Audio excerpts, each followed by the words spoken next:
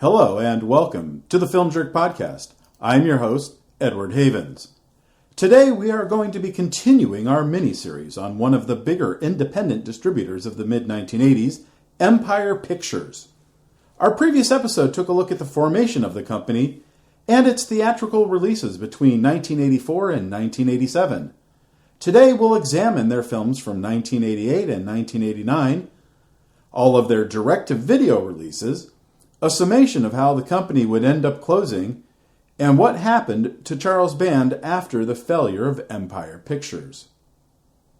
One thing Charles Band did best with Empire Picture films in the 1980s was giving them unique titles that would never get confused with any other film. And no film in the Empire Pictures library would have as unique a title as David DeCoteau's Sorority Babes in the Slime Ball Bowl-O-Rama. And like many an Empire Pictures movie with such a unique title, the title of the movie is the most interesting part of the movie. After being caught spying on a sorority pledge ritual, three uncouth college boys must help the sorority pledges steal a trophy from a local bowling alley. But when they do, they accidentally unleash a devilish imp who makes their lives a living hell. Featuring no less than three of the biggest scream queens of the 1980s, Michelle Bauer, Linnea Quigley, and Brinke Stevens, the $90,000 film is about as good as you would expect a film called Sorority Babes in the Slime Ball Bowl-O-Rama to be. But it's got its fans. The film would open in 4 theaters in Los Angeles on January 29, 1988, as part of a double feature with another Empire picture. That film, Gorman Bechard's Galactic Gigolo, featured many of the same actors and crew as his 1987 Empire Pictures film Psychos in Love, which we spoke about on our previous episode. Billed as an extraterrestrial sexual comedy, the film follows an alien who wins a game show, with the grand prize being a trip to Earth to have sex with as many Earth women as he can, while being followed by a reporter who is writing a biography on his adventures. You can only imagine the shock filmmakers unfamiliar with the people associated with the film when the poster for the film shows a thin, semi-cool looking punk with silver hair riding around in some pimped out galactic cruiser, and are instead given an overweight, balding troglodyte who looks like he belongs as a background player in Saturday Night Fever being denied entry into the disco because he just does not represent the beautiful clientele that drives people to go to that disco instead of one down the road. After making his feature directing debut in 1986 with the Mike Norris starring action film Born American, Finnish director Renny Harlin would make his American theatrical debut with the horror film Prison.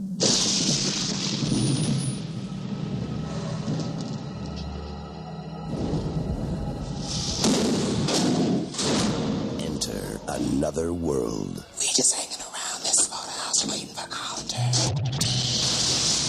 Sir, the power's down all over the prison. Where something is trapped in the dark. Something grab hold of me. Some things just won't stay buried. It's something evil. I summon the creature of darkness. It's something inhuman. What's happening in there? And it's waiting for someone Come forth and show yourself. to open the door.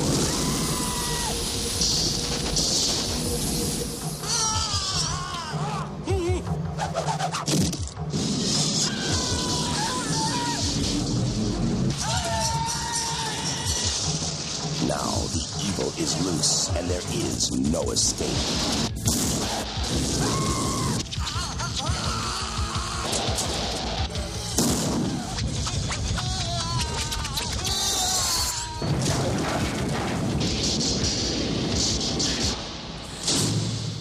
Not a pleasant place to spend one's life, is Miss Walker. Prison. With a budget of $6 million, Prison would be Empire's most expensive film to date, and would also have its best cast to date, including Lane Smith, Tom Tiny Lister, Hal Landon Jr., Chelsea Field, stunt coordinator and future Jason Voorhees actor Kane Hodder, and Viggo Mortensen in his first starring role. Producer Irwin Yablans, who had helped to bring John Carpenter's Halloween to screens, was looking for another novel idea for a horror film when he realized there had never been a horror film set in a prison. After mapping out a basic storyline in which a prisoner is executed via electric chair for a murder he did not commit and returns from the afterlife after 30 years to exact his revenge on the officer who'd stood by the prisoner at the execution, who is now the warden of the prison, Yablans would hire C. Courtney Joyner, who had written Jeff Burr's 1987 horror film The Offspring, to write the screenplay. The movie would begin production at a decommissioned state prison in Rawlins, Wyoming, where Butch Cassidy once served time, in May of 1987. The warden and some prisoners from the new state prison, built 5 years earlier a few miles down the road, would be used as extras. Empire would release the film in 65 theaters in and around New York City on March 4th, 1988, but the film would have stiff competition from nearly a dozen other films opening in New York the same weekend, including a new Richard Pryor film and the recently Oscar-nominated Babette's Feast, as well as the continued success of Good Morning Vietnam, Moonstruck, Broadcast News, Wall Street, Hope and Glory, The Last Emperor, Hairspray, and Frantic. And the film would barely gross $125,000. The film would continue to play in theaters for another 2 months, finishing with $345,000 in ticket sales. Prison might have been the first horror film to be set in a prison, but ironically, 3 other prison-set horror movies would open in theaters within the next year and a half, including Robert Kirk's Destroyer, which would open a mere 4 weeks after Prison, and Wes Craven's Shocker, which would open in October of 1989. The Monday after Prison opened in theaters, Rennie Harlin would begin production on his next film, A Nightmare on Elm Street 4: The Dream Master, which would become the highest-grossing film in the original 1984 to 1994 7-film series when it was released in August 1988. By March 1988, however, Empire was in big trouble. Their biggest source of income, foreign pre-sales, was drying up because there were just too many previous Empire pictures that didn't connect with their audiences. Selling off video rights to their theatrical releases to rival Vestron Video for a quick infusion of cash didn't help as much as hoped, and the staple home of B-movies, neighborhood drive-ins, were disappearing at an alarming rate. Between 1984, when Empire was starting up, and 1988, more than half of the 2,200 drive-in movie theaters in America closed, robbing companies like Empire, Canon, Troma, and other independent distributors a good number of bookings for their films. Dollar houses, another major regular source of income for indie distributors, were disappearing as well as VCRs were becoming more commonplace in homes. One of the payments on the long-term debt borrowed from Credit Lyonnais was coming due, and Band did not have the money to pay it. Empire would default on its loan, and the bank would take over the company in May of 1988. The bulk of Empire's assets would be purchased by Epic Entertainment, which would eventually have its own bankruptcy issues, and now the bulk of the Empire Pictures library is owned by MGM, who also owns the library for many other 80 distributors we'll be talking about in the future, including Atlantic Releasing, Canon Films, Cinecom, Filmways, Island Pictures, and the Samuel Goldwyn Company, as well as several companies we've already done shows on, including Hemdale, MCEG, and Orion Pictures. Charles Band wasn't down for long, though. By early 1989, he'd be back in business with Full Moon Pictures, which concentrated on direct-to-video productions instead of theatrical releases. You might know Full Moon from their Puppet Master franchise, or their Subspecies franchise, or their Trancers franchise, or their Evil Bong franchise. As of January 2021, Full Moon Pictures is still in business, still making low-budget direct-to-video movies. But Empire would still be in business for a little while longer, though. Their first release after the departure of Charles Band and the takeover of Credit Lyonnais was the Anita Rosenberg comedy Assault of the Killer Bimbos.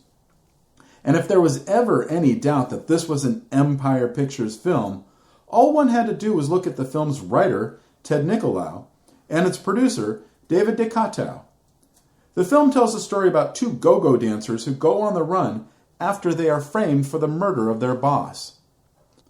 Ironically, even though it perfectly fits this film, Assault of the Killer Bimbos was made under a different title, and was given this title when another movie by a regular Empire director, Gorman Bechard, was deemed to be unreleasable by Charles Band before he left the company. That film would get reworked by those who took over the company, but would be sold off to a small independent video company called Unicorn Video, who would release it on VHS in late 1989 under the title Cemetery High. We'll talk about that film in a few moments. Director Gorman Bechard has disowned that movie since it wasn't his version of the movie that was released. But the movie we are talking about, the one released with the title Assault of the Killer Bimbos, would get a 15-screen theatrical release in Los Angeles on May 6, 1988. At the start of the end credits, we are warned of a sequel called Bimbo Barbecue, which would be coming soon. And Band had given the green light to Bimbo Barbecue before he left, but no sequel would ever come to pass. It's understandable why Credit Lyonnais would allow the release of Joe Tornatore's Grotesque into theaters. The film did star Linda Blair and Donna Wilkes, two actors who had their own fan base who would, from time to time, head to theaters to see one of their exploitation movies. Then there was Tab Hunter, the one-time 50s teen heartthrob, who had gotten a new lease on his career in the 80s thanks to the likes of John Waters and Paul Bartel. And there was future B-movie legend Robert Z'Dar, who had just been featured in William Lustig's Maniac Cop. Maybe the film would have had a chance in the drive-in circuit, but this story about a gang of crazed punks who find themselves being pursued by a murderous creature after they slaughter a family in their vacation home in the woods didn't catch on in the few locations it would open at on September 9th. If you're a fan of the Evil Dead series or Sam Raimi films in general, you may recognize the name of the co-writer and director of Intruder, Scott Spiegel. He'd play the fake Shemp in a number of Raimi movies, and he'd co-write Evil Dead 2, Dead by Dawn. In 1988, he would team with a young Hollywood up-and-comer named Lawrence Bender. Yes, that Lawrence Bender, who produced every Quentin Tarantino movie from Reservoir Dogs to Inglourious Bastards, to write this horror film, based on a short film Spiegel and Raimi had made in their teen years, about an overnight stock crew of a supermarket who are being stalked by a mysterious maniac. You may recognize some of the actors in the film, including Bruce Campbell, Sam Raimi, Ted Raimi, and Spiegel himself. The film also features Renee Estevez, daughter of Martin Sheen and sister of Emilio Estevez and Charlie Sheen, future Igby Goes Down director Burr Steers, and FX wizard Greg Nicotero. Tobe Hooper was briefly attached to direct, but that might have been a more hopeful thinking thing on the part of the producers. When Spiegel would start to make the $130,000 movie in March of 1988, they were able to use a real grocery store in suburban Los Angeles to shoot the film overnight when the store was closed, which would add a funny continuity error throughout the film, in that the whole movie is supposed to take place over a single evening, but several of the magazine at the checkout stands change covers as the movie progresses.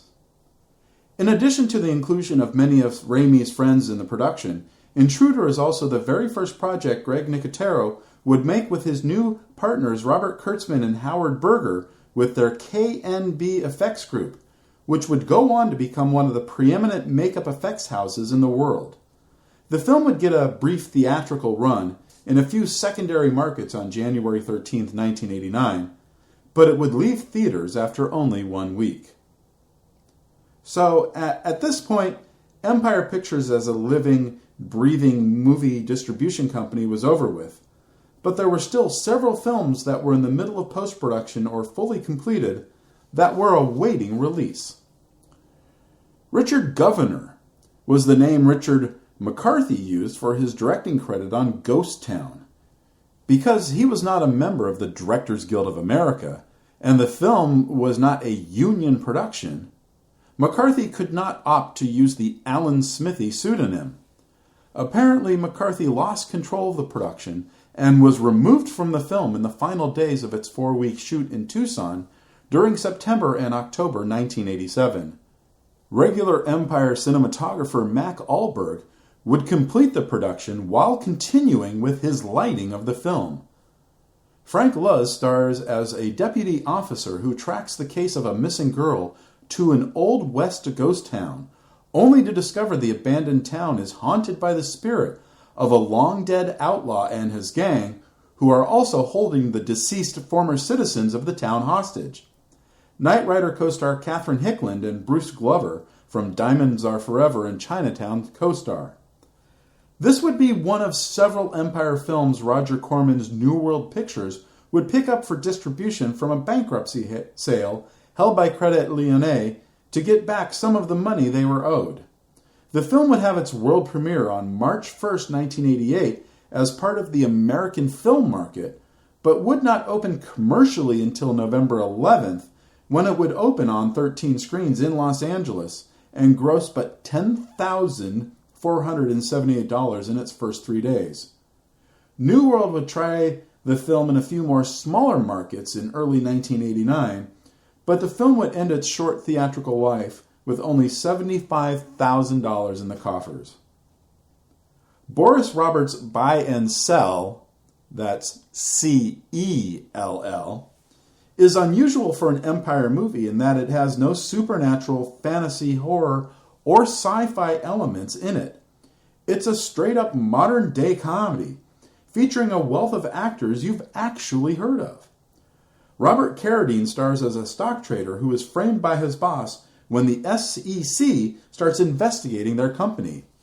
In jail, he helps one of the inmates successfully invest his money, which leads to more opportunities to help other inmates, and soon he finds himself at the head of his own investment corporation while still behind bars. The cast includes Malcolm McDowell as the sleazy boss who sets Carradine up, and Randall Tex Cobb, Michael Winslow from the Police Academy series, Ben Vereen, Rowdy Roddy Piper, Tony Plana, and Fred Tavolina also star. Yeah, I haven't thought about Fred Tavolina in 30 years either. Although it takes place in America, Buy and Sell was yet another movie where it was cheaper for band to fly all of the cast and crew to the Empire production space in Italy and make the film there. Empire would have a full advertising campaign prepared for the film in anticipation of a late summer 1988 release. New World would also pick up the film in that same bankruptcy sale and would open the film in 12 theaters in Los Angeles on January 27, 1989, using the original Empire title art for the newspaper advertising, complete with the Empire Pictures logo on the bottom right-hand corner of the ad. The film would be gone from all 12 theaters the following Friday, with no further theatrical playdates before its late April VHS debut. Stuart Gordon, having missed his chance to direct a studio feature when he had to leave Honey, I Shrunk the Kids due to an illness, would return to Empire Pictures to make his fourth film, the sci-fi action film Robot Jox. 50 years after a nuclear war has taken out most of humanity, the two surviving nations, the America-like Market and the Russian-like Confederation, have opted to use giant robots piloted by pilots called Robot Jox to fight over the remaining disputed global territories. Inspired by the Transformers toy line, Gordon teamed up with science fiction author Joe Haldeman, whom he had gotten to know when the director was hired to direct a TV miniseries based on the author's best-known work, The Forever War, to work on Robot Jox. Gordon's pitch to Charles Band excited the producer, but Gordon's estimated budget of $7 million was worrisome, as it would have become the most expensive Empire production to date. Band would give his most treasured director some money to create test footage, with Band and Empire's in-house effects wizard David Allen showing the possibilities of what the footage could look like. The footage so impressed Band and potential investors that they were able to secure full financing for the movie based off that one sequence, which would become the final film's opening scene. Gary Graham, who would become famous for his role in the 1989 TV adaptation of Alien Nation, would star as the market's top robot jock. And What's Happening Now star Anne-Marie Johnson and Paul Koslow would be featured as a second-generation robot jock and the top Confederation robot jock, respectively. Frequent Gordon collaborators Jeffrey Combs and Carolyn Purdy Gordon are featured in small roles, and Gordon himself would give himself a cameo as a bartender, the first time he would appear on screen in one of his movies. The 4-month production would begin shooting in Rome in January 1987, but the two principals in the creation of the film would regularly clash over the tone and direction of the movie.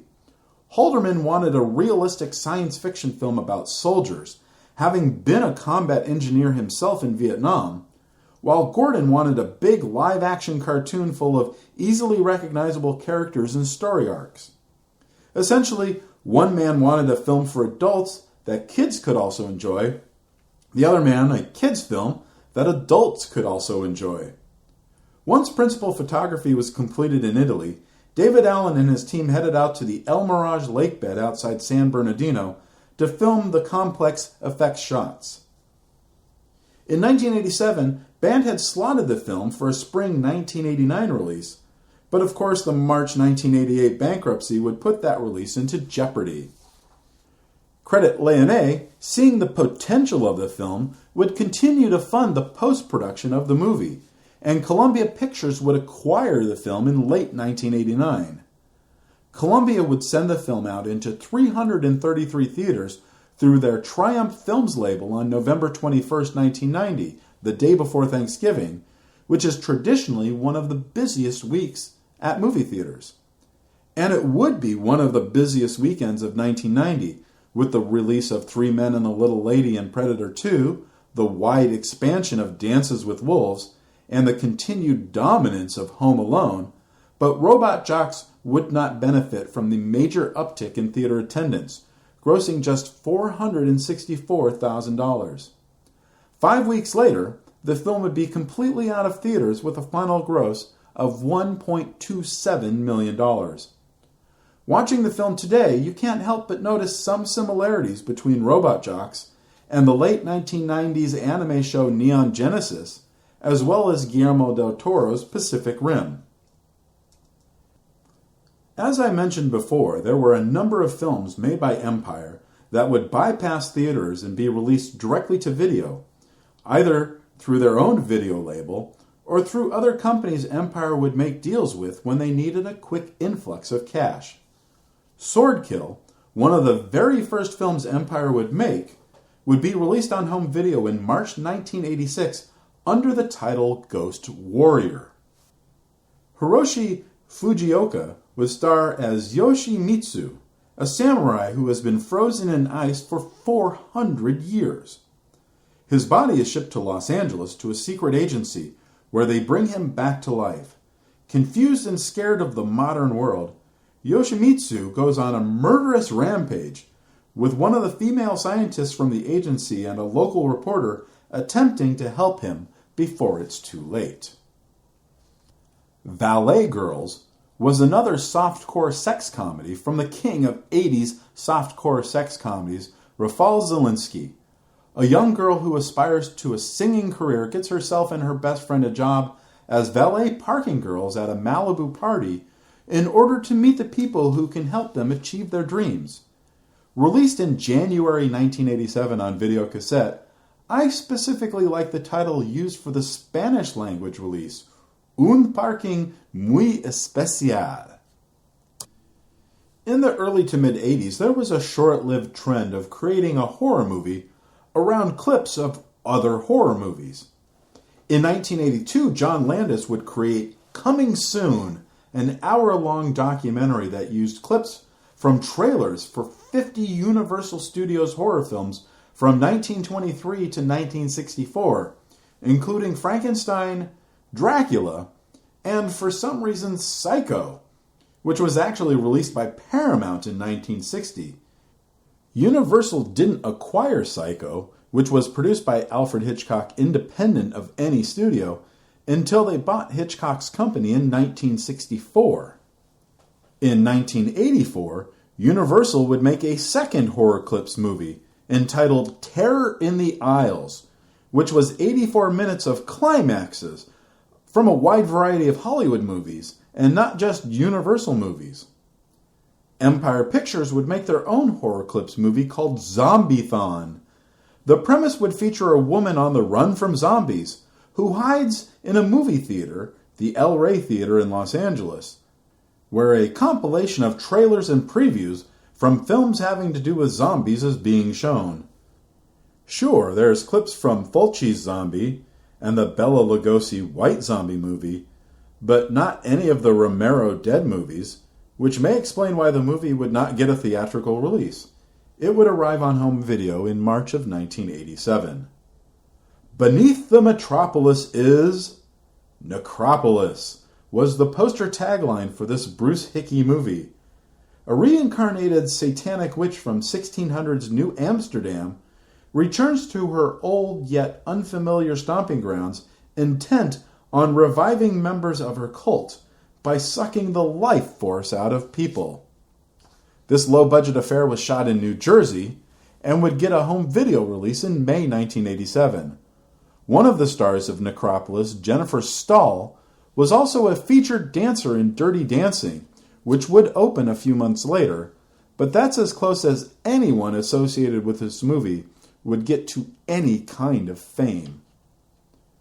We've already mentioned Tim Kincaid's Mutant Hunt on the previous episode.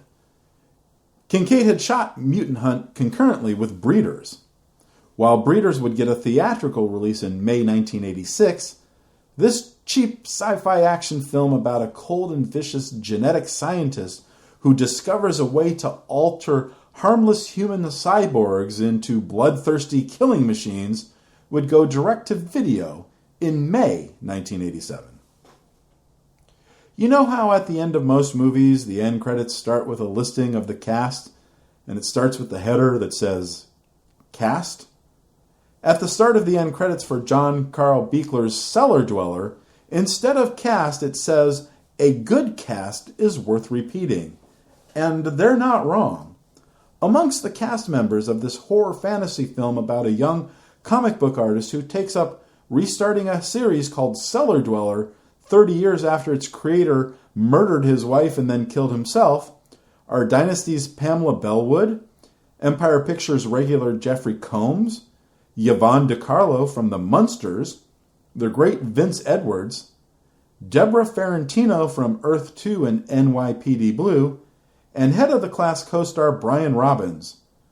The screenplay would be the first produced work by Don Mancini, who would become famous with his second produced screenplay, Child's Play, which would premiere just 6 weeks after Cellar Dweller was released directly to video on September 20th, 1988.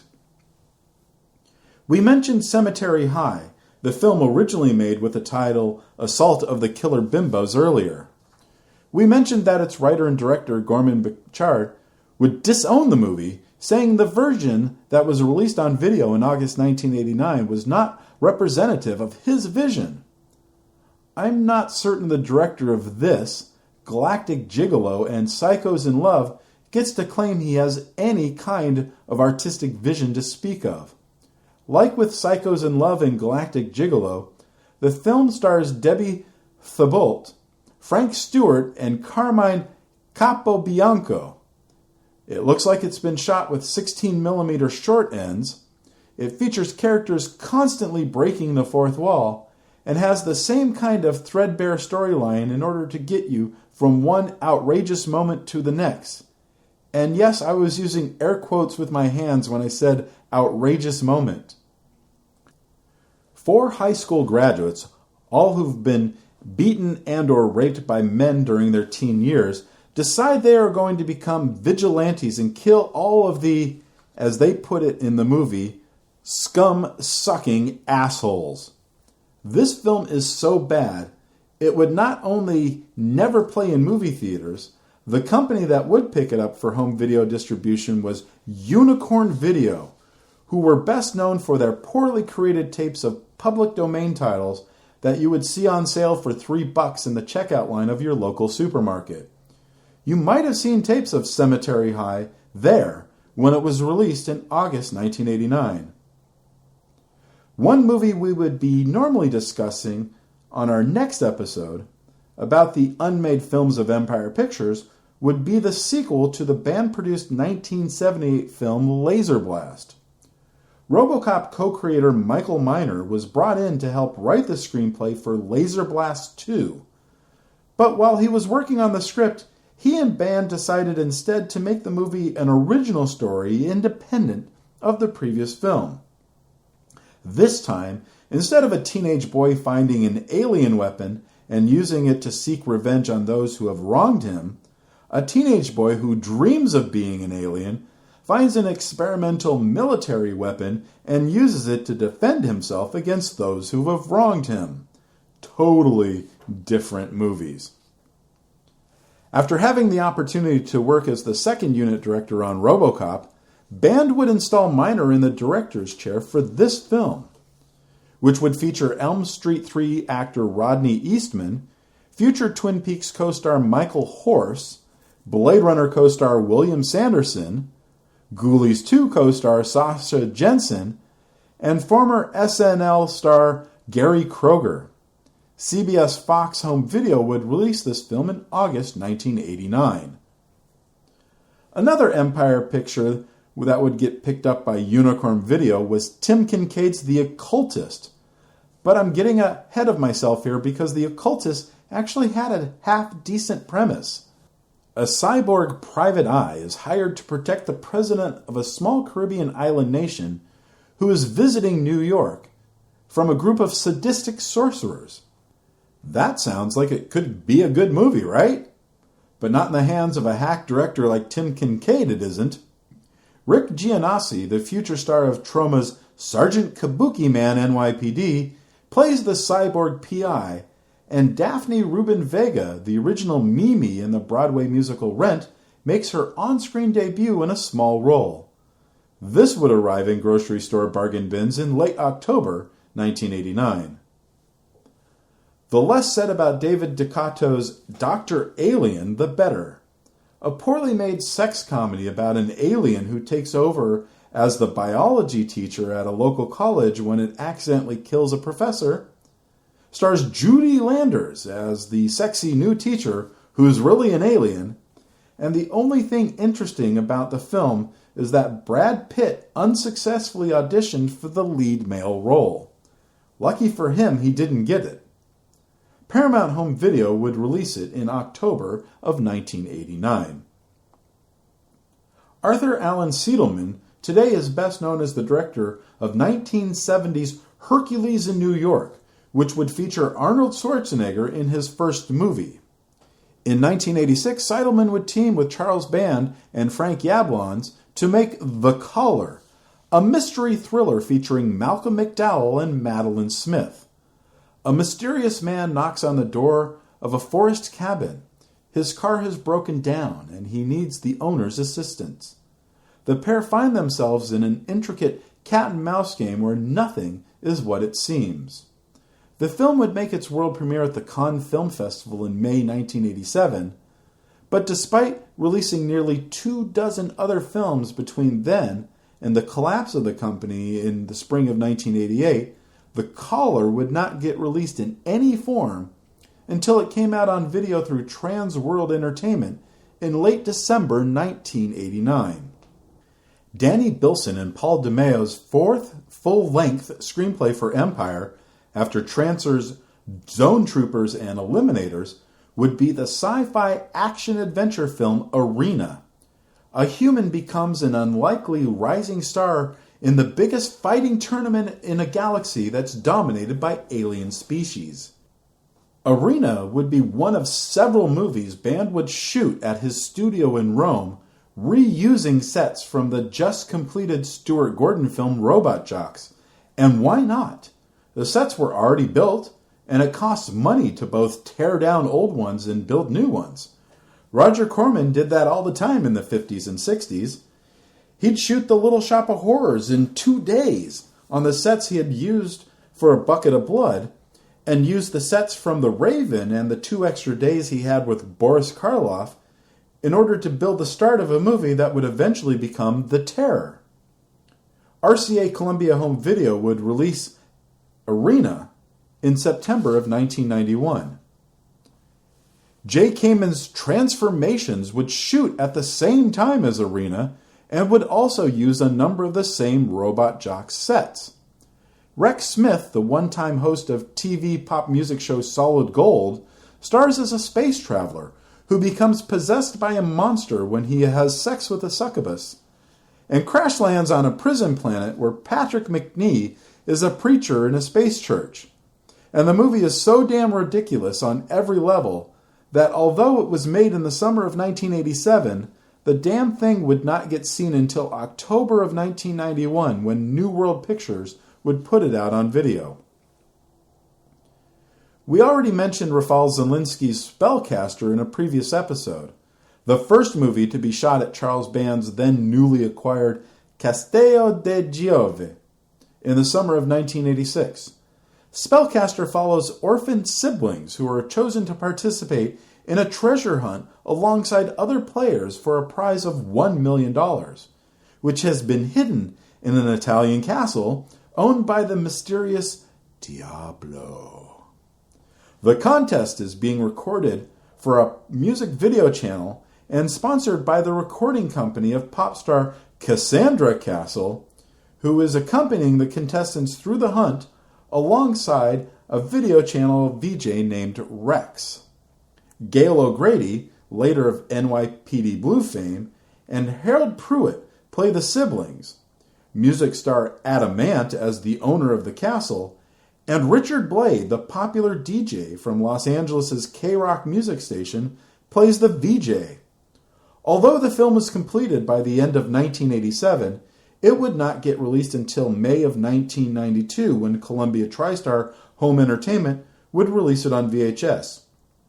But even with that 5.5-year gap, it's not even close to being the Empire film with the biggest gap between production and release. The last Empire picture that would officially complete before being seized by Credit Lyonnais was David Schmoeller's Catacombs. Catacombs tells the story of a group of monks in the 17th century who capture and entomb a demon that has possessed one of their own deep underneath their order. 3 centuries later, a schoolteacher visiting the monastery for research purposes accidentally unleashes that evil into the modern world.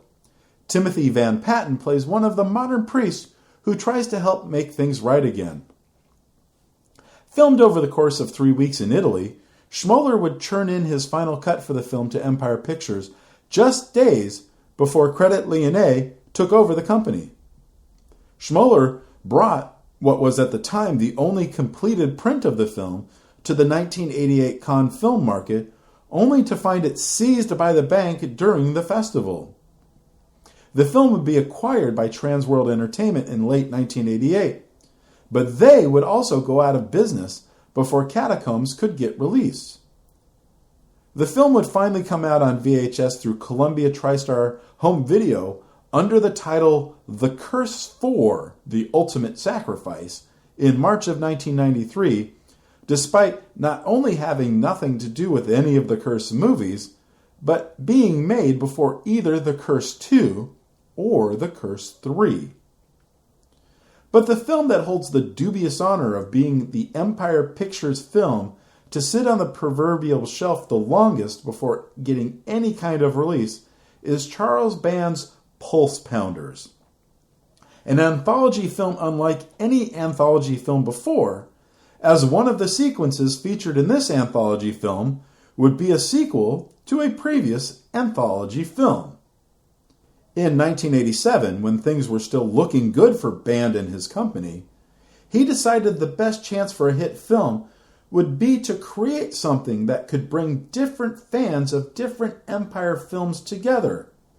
So Band had the writing team of Danny Bilson and Paul DeMeo write Trancers 2, The Return of Jack Death, while he brought Michael Casalt, a staff writer for Max Headroom, in to write a sequel to Dungeon Master to be called A Sorcerer's Nightmare. Meanwhile, he would have Dennis Paoli, Stuart Gordon's creative partner who had co-written the screenplays for Reanimator and From Beyond, come in to adapt another Lovecraft story, The Evil Clergyman.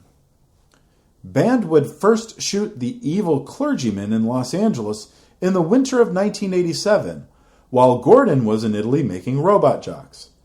Jeffrey Combs and Barbara Crampton, the stars of Reanimator and From Beyond, would star alongside their Reanimator co-star David Gale and the legendary David Warner in a twisted tale of a love story between a preacher and a beautiful woman, and the lengths that they are willing to go to prove their love for each other, even after one of them kills themselves.